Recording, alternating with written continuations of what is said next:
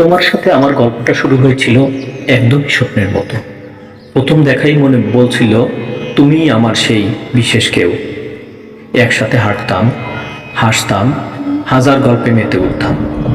মনে হতো এই ভালোবাসার কোনো শেষ নেই, কোনো ভাঙন নেই।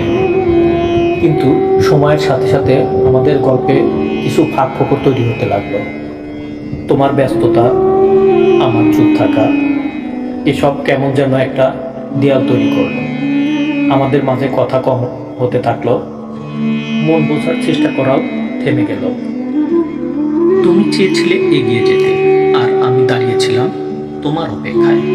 আমাদের গল্পটা সুন্দর ছিল, কিন্তু পূর্ণতা পেল না।